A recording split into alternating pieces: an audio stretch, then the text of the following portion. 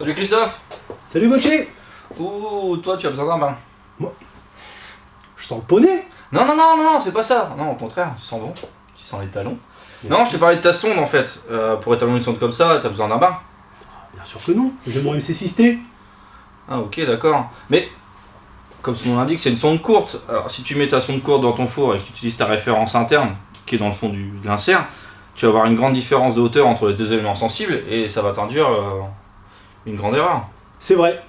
C'est d'ailleurs pour ça que Bimex a pensé à réaliser un kit sonde courte. D'accord.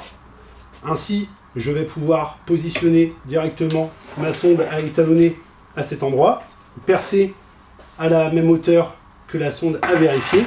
Et, comme tu l'as vu, j'ai également une sonde de référence que je vais pouvoir connecter directement sur mon MC6T qui va servir dans ce cas de thermomètre de référence avec ma sonde qui va être pile à la même hauteur que ma sonde à vérifier.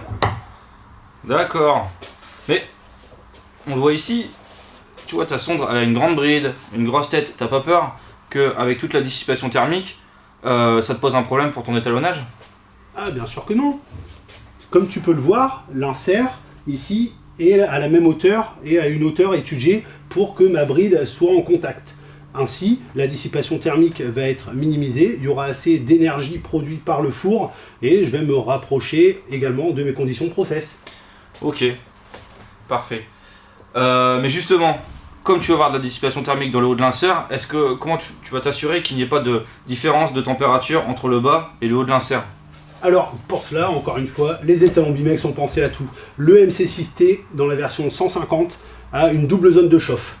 Ainsi, le gradient est limité et on a une parfaite homogénéité tout le long de l'insert. Ok, très bien. Je vois qu'effectivement, les étalons Bimex pensent à tout. Et, dernière question, la question subsidiaire, je l'appellerai. Comment tu vas faire pour documenter ton étalonnage? Pour documenter, c'est facile. Avec Bimex, comme toujours, j'ai le mode étalonnage et tout est intégré. Je vais pouvoir, après, rapatrier et éditer des constats de vérification, soit avec Logical, soit avec CMX. Oh, parfait. Ils sont forts, ces étalons Bimex. Ils sont très forts, ces étalons Bimex.